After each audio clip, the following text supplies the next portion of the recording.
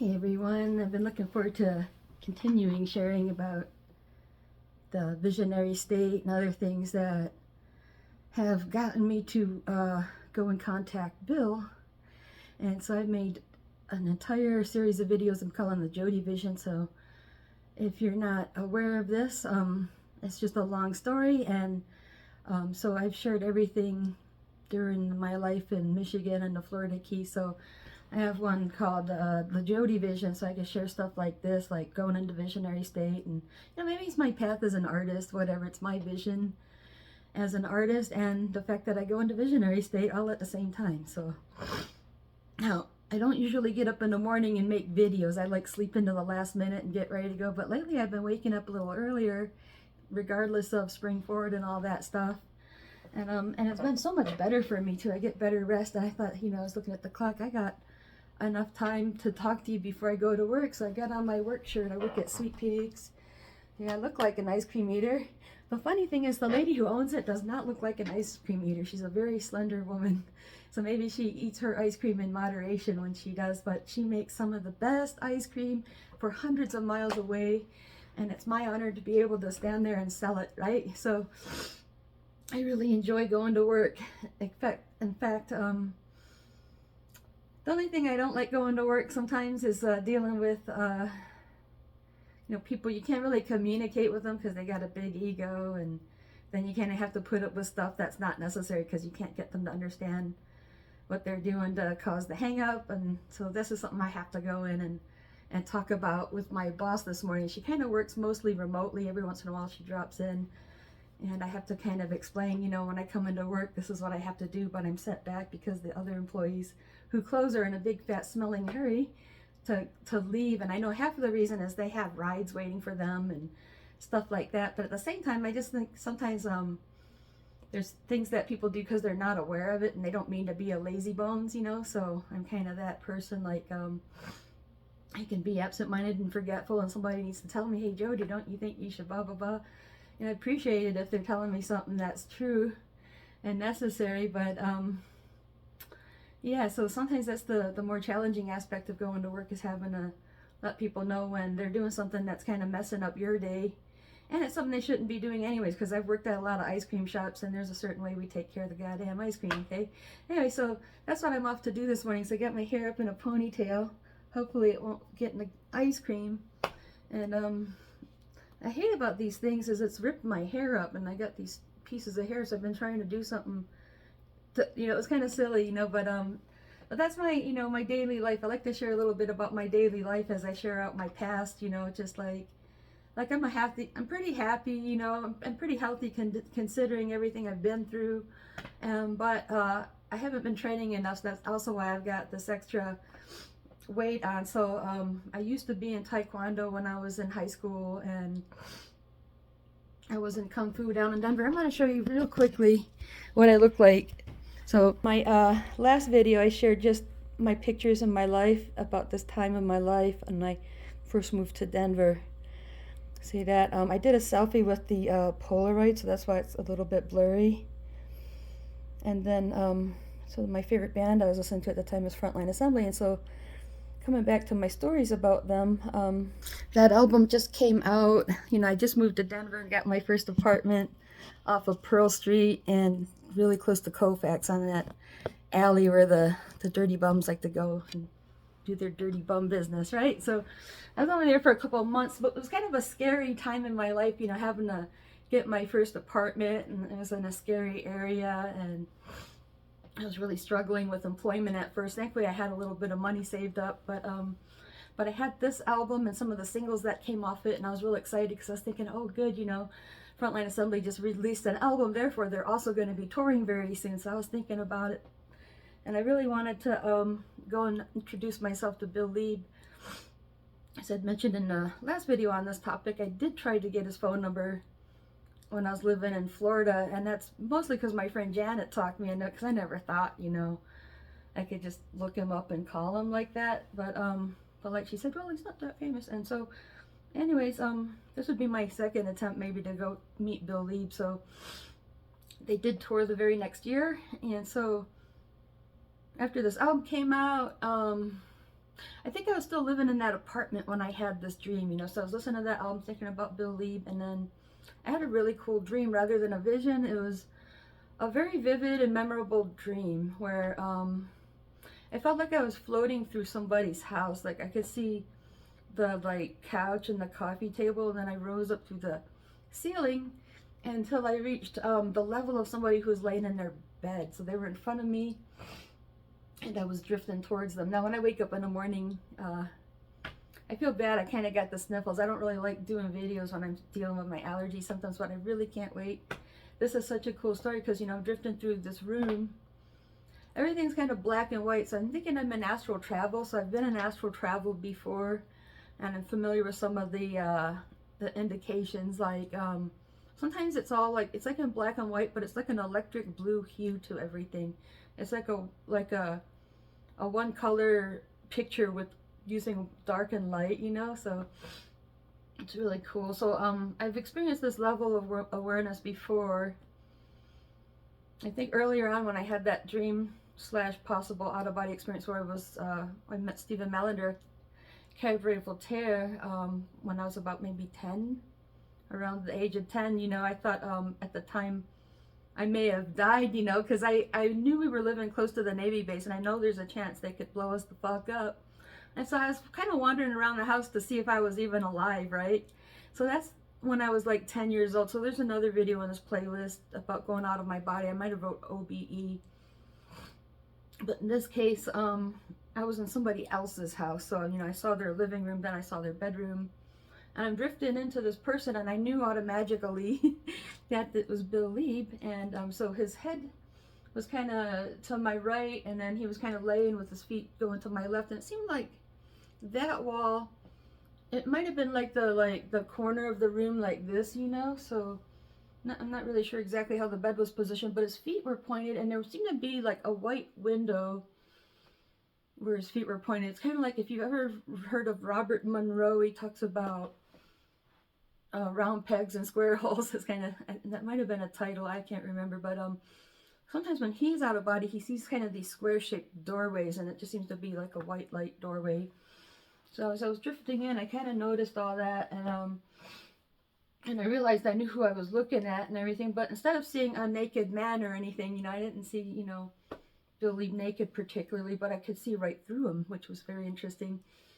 And it's almost like I was being guided, like I didn't think to do this, it wasn't my idea. So maybe, you know, like if there are guiding beings or something, maybe they dragged me out of my body and took me to witness something. It brought me to witness this occasion.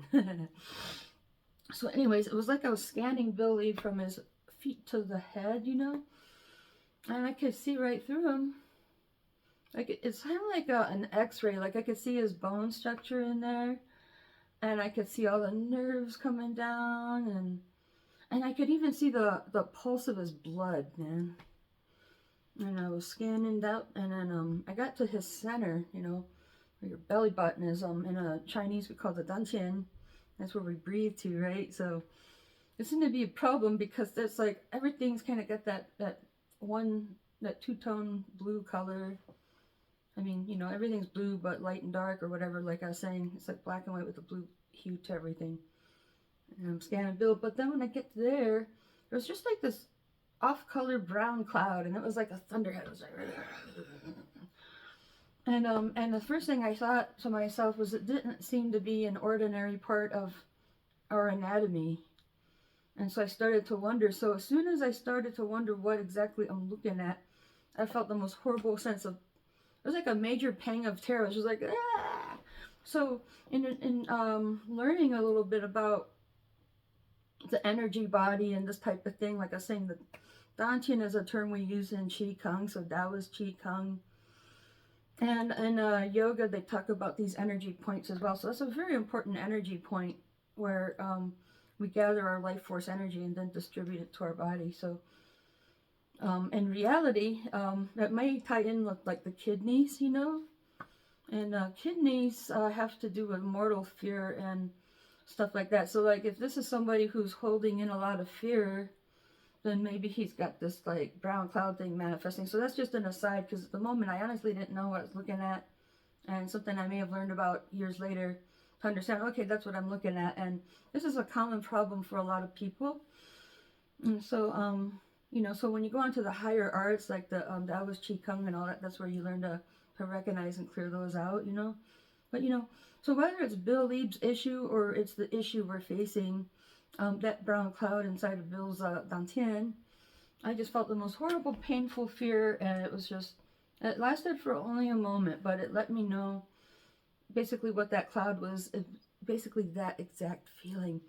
And and I kind of wish I had some album covers to show you, but some of those album covers, like I think on State of Mind, it looks like some of them are just like, and then on the front of Echo Genetic, there's somebody as well. It's like it's almost like a spirit being pressing through this black material, and they're just like, ah. And then whoever started the another Frontline Assembly fan page on Facebook, they made the character from Hellraiser with all the needles in his head the the background picture for the page. So maybe that's what Frontline Assembly has to deal with, is that exact issue, is that type of fear, and how it's impinging upon our life, so because that's all like what ties in, with the condition of the world and in a sense of its illness, is the like warfare and all that stuff, and then the fact that people are just abusive to each other at home and at work, and just this whole violence in our life issue. That's what it gives you, it puts that big ugly brown cloud. So that's just an aside, but continuing on with my dream, as soon as I saw that cloud, and as soon as I felt that whole, that sense of fear and pain and all that, I was suspended in the white light. So I was in this white light and I saw Bill leave, and he was silent. So first it was like, now I went into the white light when I was 3 years old. And I don't know why, I know I had breathing problems and stuff, and I mentioned it to my dad, and he said, he does remember a time when I passed out in our bed and I wouldn't wake up. So maybe I was this close to crossing over, because I experienced a white light and I apparently survived whatever was going on. But then when I got older, I used to read those little magazines you get at the grocery store, like the Inquirer and the Sun, and I love all the weird stories. And so I was reading about astral travel and near-death experiences and aliens and all that good stuff, and I loved all that stuff. By the way, when my dad used to take me to the bookstore, I'd always pick out books on astral travel and psychic awareness, and I used to love to read up on that stuff, and like, man, why doesn't this stuff happen to me, right? Anyways, so I was already familiar with the white light experience and have read about it. So this time I was in the white light, and I started to see something emerging. Like, you could just see like this little bit of amber, forming in the distance, and then it starts to look like a person. And so it kind of looked like an impression against the backdrop. It was almost like they were clear, And it's like some kind of like a little bit of spot powder here and there that helped give away the surface. So I think this would make an excellent painting, by the way. If I ever get around to it, I'd love to paint this image and give you an idea of what it looked like. So almost like I knew it was supposed to be Bill. Like, I knew as soon as he took shape, I'm like, that's Bill Lieb. That's when I started to ask for his autograph. Just kidding. But everything was super calm. Like, it wasn't a big deal, actually. Like, I knew it was Bill Lieb. And this happened before I met him. So I'd say since I've met him, he definitely had the right shape and proportion. It was kind of his basic shape, but not a whole lot of detail. Like, he didn't have hair and eyebrows and stuff. It was almost like a clear being with a little bit of powder here and there to give away his shape. And when we communicated, it was complete silence. And but somehow I understood that he said, this is a song that we've been working on. And I saw in my mind's eye him reaching down to push a button. It's like he had this little like tape player with 2 speakers, like a little ghetto blaster. And he reached down to click it. And all I could hear was that. It was like, but then he was like super happy to see me. It was like, I'm so, like, he didn't say it, but I felt the gladness in his heart, and he bent down to hug me, and I was just kind of like, I think I paused for a moment, like, what do I do? And I felt honored, like I could tell, that as glad as he was to meet me, it made me happy. So I was, I needed to reciprocate that. So I hugged him back, so I reached around to hug him back. And that's all I remember. It's like the dream ended. Like it was just this really nice hug, and that was it, you know. And I woke up knowing like that was probably out of body, and I was kind of trying to guess if this was about Bill Lieb or the guy that lived upstairs that helped me get my apartment named Bill. So I think I told Bill about it just to see if he had a dream like that, and since he didn't, anyways, so I went to meet Bill Lieb finally. So let me see, like only a few months later, because this probably happened in December of '95, and then I met him in April of '96, and I didn't really get to talk to him. So my friend Kelly lived in Denver. He's the person I came to stay with, and he kind of helped me make the transition. The reason I went to stay with Kelly is, you know, he was in the music business, and he was connected with Topi at one time, and he used to be friends with Genesis George at one time. I thought, this guy's going to help me learn how to, you know, set up and start making music. So I thought I was going to Colorado to start a band. And so this guy, you know, had connects, and he got me 2 free tickets to the show. And so a funny thing is this guy, Aaron, came up to me at a bus stop before the show, you know. And some get out of this, I think he got out of a white Trans Am, and came over to the bus stop, and we started talking because he saw my D Croup shirt. So I thought he was a neat guy, so I invited him to come because I had that spare ticket. And if I didn't have that spare ticket, I probably wouldn't have invited him and make that connection. So I kind of liked having him along, you know, because like I really wanted to meet Bill Lee, but I didn't want to, you know, make it look like, you know, I'm trying to go anywhere, you know, like. So I kind of liked having that guy as kind of my shield in that case, against that, you know, to save me from that possibility. So like, I'm not saying, okay, I'm afraid Bill Lee's gonna try to get me in bed, but I didn't want to look like I was interested in it either, you know, because I had just been through some junk, like just about a year before, you know, I'd gone through that whole thing with an abortion and all that. It's like, you know, I was just like, just really don't want to try to end up there, or even like, I don't even want to like give any indication of that, like, that I'm interested, right? Kind of like Paula Poundstone, like she wears 2 underwear, right? So first of all, I'm not interested. Number 2, I'm not even thinking about it, because, you know, people say, well, she wasn't wearing any underwear. So I think something happened with ministry over the past few years where, you know, some fan had sex with a band member, and then she tried to cry rape, and he's like, well, you know, if you're gonna hang out alone with a guy, it's like saying you're interested in him. So, you know, I didn't want it to look like that, you know. So I kind of liked having that guy along with me. Anyway, so we got to the show, and I got to meet D Croops. I talked to them for a little bit, and I went over to meet Frontline Assembly, and Billy wasn't there, but Reese was. So I had some Mexican brickweed, so not very good pot, you know, and I just had all these joints to smoke. That's what I was smoking. And so I smoked a joint with Reese and talked to him a little bit, but I wasn't really that interested, to be honest. Before I left Colorado, actually, when they released Millennium, my dad was really heartbroken because he kind of felt like they were adding in like that heavy metal and rap stuff just to like expand their audience, you know, like they're just trying to, you know,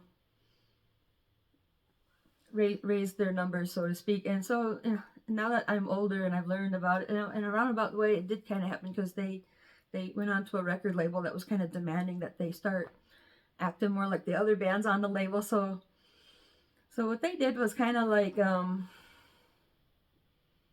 okay, fine. So they like sampled the shit out of all these other bands, and so whoever listens to those bands probably doesn't like that album for that reason. But I've always enjoyed it, and I think they did a really good job on it. But my dad was really heartbroken by it and just thought, you know, Bill Lieb's given up, and it's probably his partner's fault, you know. So he tried to blame it on Reese Fulber.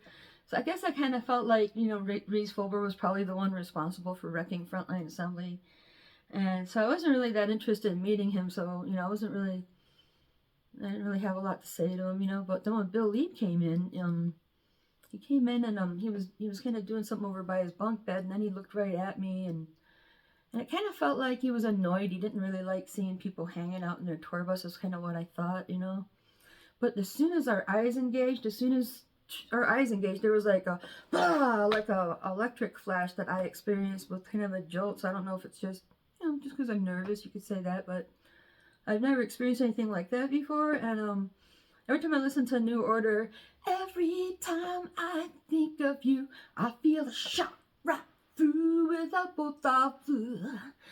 You know, and I'm like, you know, maybe that's what he's talking about, is that feeling you get when you think of certain people like that. And so that's kind of what I think I experienced. And Bill came over and he didn't say nothing to me, but he picked up a little piece of paper and then a pen, and he just like scribbled this dark wad of scrabble, you know, and then he kind of like, it's like he was showing it to me, and then Reese came over, like it looked like Reese was talking to somebody like the band manager or whatever, and he came over and was like, hey, you guys need to get going so we can have our dinner and get ready. And he's like, besides, you guys paid to see a show, didn't you? You know, like he's kind of giving us grief, like, you know, you paid to see a show, not sit here in our bus and watch us do our normal people stuff, you know, like, you know, that type of thing. Like, it was like a little bit of grief. So I was just kind of joking around. I was like, oh yeah, well we better like it or else, you know. Yeah. Anyways, we're standing out there waiting for our turn to get in, and we're getting up to the door. And my friend Aaron's like, hold on a minute, I'm going to go look for somebody. So while Aaron was gone, somebody came up and they put their hands on my shoulders, and it felt really good. I felt like, you know, maybe that's my dad's friends who bought me the ticket, you know, because he's like an uncle to me and he loves me, you know. But then there's David Mendigorn, the guy I met when I first came to Colorado when I went to see D. Kroops, you know. He was trying to be like my boyfriend, you know, but I didn't really like make the full, you know, relationship with him. But I thought maybe that's David, because I told him I was going to the show, and he says he likes music like that, you know. So I was kind of guessing, you know, who it was. Like within a few seconds, I had all this go through my mind, and then when they went by, it was Bill Leeb going by, and I thought, huh, that's funny, you know. I didn't expect that. So, you know, I was kind of trying to guess what was going through his mind. So there's a few different things. Either one, maybe Bill recognizes me, like you know, when he came over and drew that little cloud thing, maybe he dreamscaped with me, you know, maybe he liked me, you know, maybe he was apologizing because, you know, it seemed like they were being rude to me on the bus and I was mad at him. Like I was kind of joking around, but maybe they thought, you know, it hurt my feelings because they were rude to me, and Bill didn't say hi or anything, and then Reese kicked me out. So, you know, it was kind of fun trying to guess, you know, what the reason was for that. But it was definitely, you know, an indication that Bill's kind of got a warm touch. Like, you know, like even if it's not that personal, I kind of noticed, and probably people might find it to be surprising that Bill has a really good sense of humor, and he has a warm heart, you know. But when it comes to music, he's just a hardcore, spooky kind of guy, right? So anyways, after the show, I wanted to go back and meet him. I just thought, you know, the way he put his hands on me, I felt like I'm more than welcome to come back and talk to him if that's the case. You know, I really want to do it when I can. But then my partner there, so I think they went out to do an encore and we couldn't get back in. And so the guy at the bus was like, hey, if you want, just hang out and they'll be done soon, you know. And then my partner, my friend, he wasn't really my boyfriend yet, and we haven't kissed or anything, but I was kind of thinking he was kind of like my date, you know, and he was kind of there to, you know, keep me unavailable or whatever, and he was running off on me, and I didn't want to have to, like, find my way through Denver in the middle of the night, because I was still kind of new there, find my way home, even though it's, like, super easy. And then I also didn't want to be left alone with a bunch of guys on the tour bus, so I'm not accusing Bill of, you know, thinking about getting me in bed. Like, that might not have been on his mind at all, but like, but I was definitely, you know, conscientious that I didn't want it to look that way, you know, and stuff like that. Because, you know, to be honest, like, I guess if if he's like, come back here and we'll talk, and then he started to hug me and kiss me, I'd probably, like, go numb and just let him have his way with me. And then after he dumps me and treats me like a piece of trash, I'll go and feel bad about what I did, you know. So, like, I've been through that so many times already. I didn't want it to happen, because I feel like with Bill, like, I want to keep him as a friend. So it's kind of like in the Chinese history, like, a lot of those monks were vegans, because, like, when they go out to study nature, they don't want the animals to run away because they smell the meat on their sweat, you know. It's like that. Like, I don't want guys seeing me going around fucking all these guys, because then they just think, you know, no. Right? It's like I want to be able to come close to guys without them thinking, you know, I might be a good person to have sex with, because I like hanging out with guys. And, you know, I had this crazy neighbor that used to live next to me, by the way, and she saw all these guys coming and going. I like hang out with more guys than girls because I just like, and it's nothing sexual. It's because of our conversation and what we do together. Like the friendships I have with people depends on what we have to do together. I mean, I could totally be the one chick in a band like Jillian Gilbert or, you know, Chris and Cozy, but you know, in all those cases, she's always married to one of the band members. But I could totally be the single woman, and I could sleep next to the other guys and not feel like, you know, like I don't have a problem sleeping next to other guys and, you know, stuff like that. So like I'm totally comfortable, and I prefer the company of men.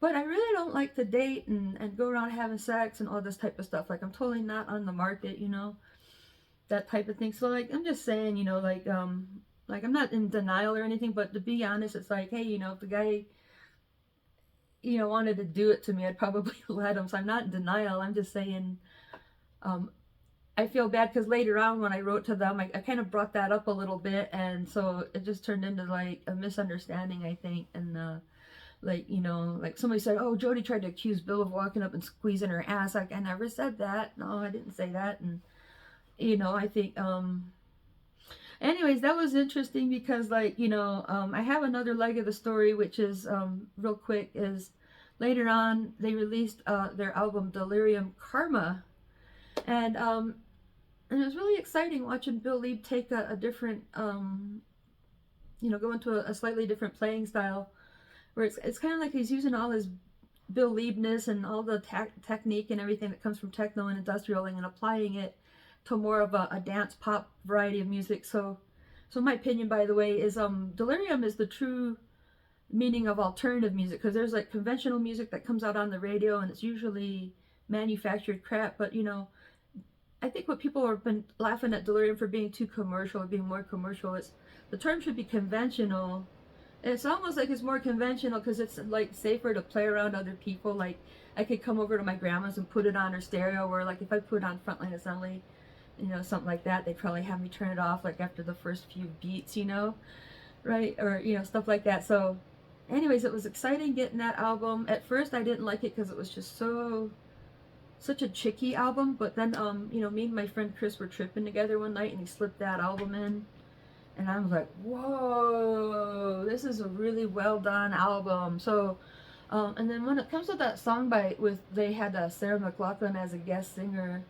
The song's going, it's called Silence, and everybody knows this song. It's like their biggest hit, right?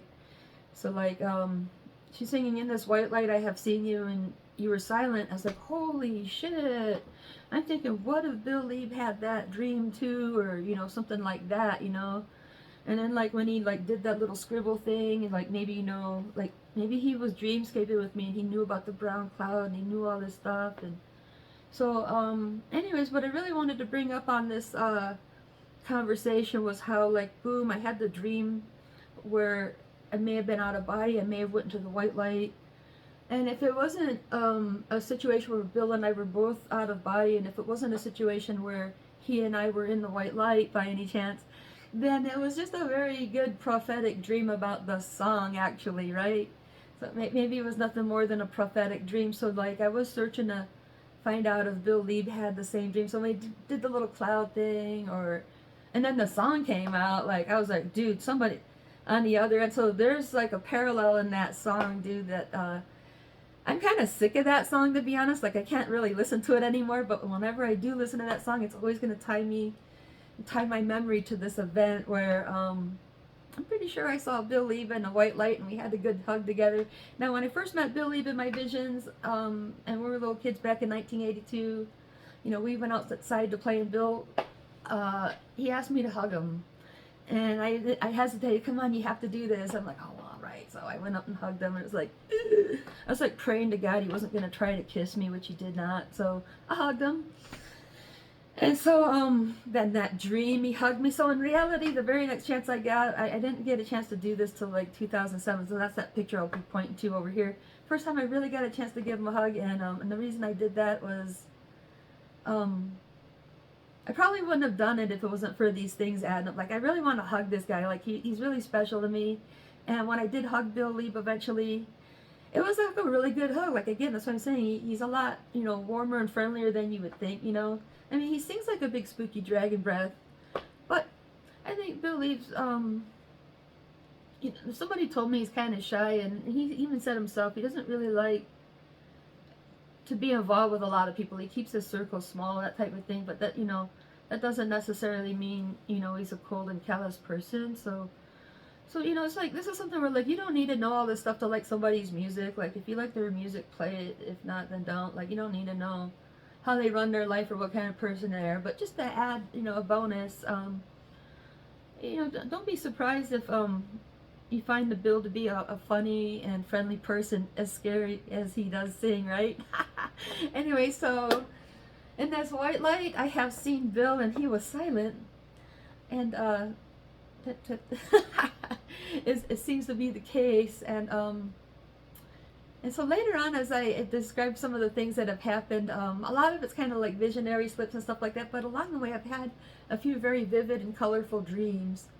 And I think, a lot more people experience this than they do the visionary state. So this is probably something a lot more people can relate to, where you dream about something and may be very surreal and not exactly the situation you find yourself in. But sometimes, we do pick up on things on a subconscious level before an event occurs. And then as that event unfolds, you're just like, whoa, dude, it's kind of like that dream I had. I think that's what that means. And so anyways, have a great day, and if it's evening time, then sweet dreams, and I will talk to you soon.